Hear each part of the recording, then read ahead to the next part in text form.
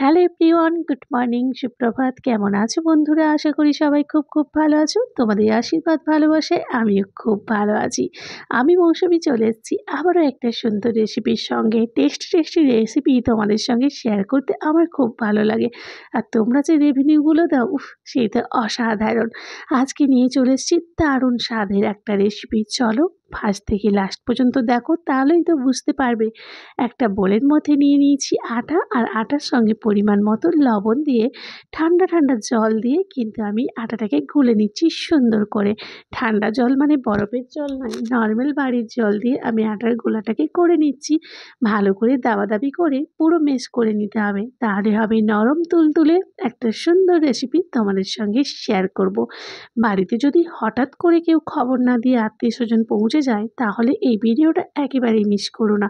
বাড়িতে থাকা জিনিস দিয়েই তোমরা সুন্দরভাবে আত্মীয় আপ্যায়ন করতে পারবে। তাই এখানে আটাটাকে আমার সুন্দর করে মিক্স করা হয়ে গেছে। তারপরে চলো আটাকে লেচি সাইজে কেটে নিচ্ছি। দেখতেই পাচ্ছ আমি আটাটাকে সুন্দর করে এই লেচির সাইজে কেটে নিচ্ছি।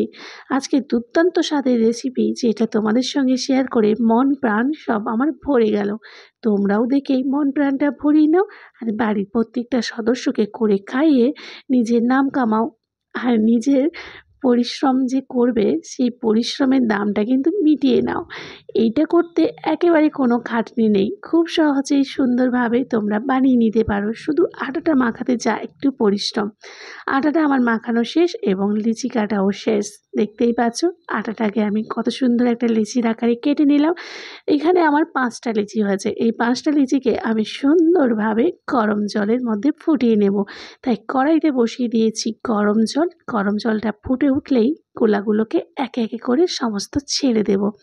দেখতেই পাচ্ছ ফুটন্ত গরম জলে আটার গোলাটাকে ছেড়ে দিলাম। তোমরা ভাবছো এটা আবার কী তৈরি হচ্ছে? হ্যাঁ, এখানেই তো টুইস্ট। এটা তো গরম জলে না ছাড়লে তুমি বানাতেই পারবে না। গরম জলে ছাড়ার পরে আটার কালারটাই তোমরা দেখতে পাচ্ছ সম্পূর্ণ আলাদা হয়ে গেছে। একটা ব্রাউন কালার চলে এসেছে। এটাকে ভালো করে খুন্তি দিয়ে এপিট ওপিট নাড়িয়ে দিতে হবে, তাহলে সব দিকটাই কিন্তু ভালো করে সেদ্ধ হয়ে যাবে। তারপরে ভালো করে একেবারে ফুটন্ত জলে ফুটিয়ে নাও। তারপরে কি আর, ছেঁকে নাও। এই দেখো আমার কি সুন্দর ফুটে উঠেছে।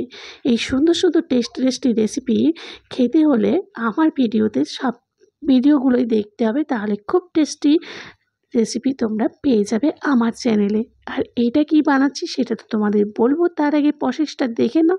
এটা ভালো করে ছেঁকে জল ছড়িয়ে এটাকে আমি পোড়াতে দিয়ে দিচ্ছি। দেখো বন্ধুরা, এখানে আমি এই জালের মধ্যেই পুড়িয়ে নিচ্ছি। তোমরা চাইলে পোড়ানোর জন্য যে যন্ত্রগুলো পাওয়া যায়, সেই স্ট্যান্ডগুলোতেও পোড়াতে পারো। যেহেতু আমার কাছে ছিল না, তার জন্য আমি এতেই পুড়িয়ে নিচ্ছি। যখন উল্টাবে তখন গ্যাসের ফ্লেমটা কিন্তু একটু স্লো করে দিও, কারণ হাতে ছাঁকা লাগার ভয় থাকবে।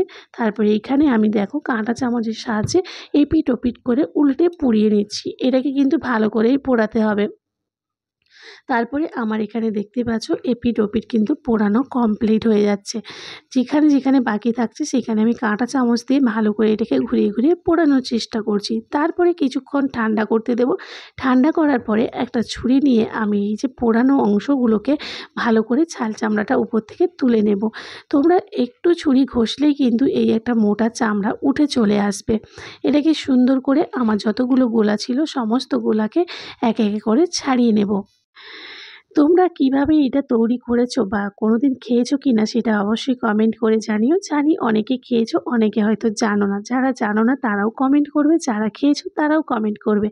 তোমাদের সঙ্গে কথা বলতে আমার ফাইনালি এখানে কিন্তু একটা করে গোলা ছাড়ানো শেষ। আজকে বানাতে চলেছি আটার ঝুনো মিষ্টি। তার জন্য চালগুলোকে ছাড়িয়ে তারপরে মিক্সিতে দিয়ে দিলাম।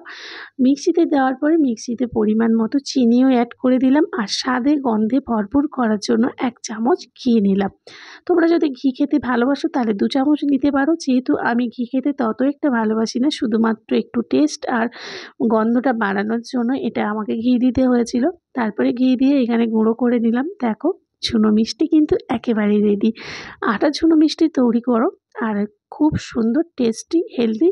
এটা বাড়ির সবাইকে খেয়ে চমকে দাও। আমার তো ফাইনালি রেডি হয়ে গেছে আটার ঝুনো মিষ্টি।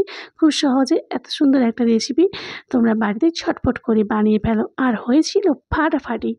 আজকে তাহলে আসি, সবাই ভালো থেকো, সুস্থ থেকো, টাটা বাই।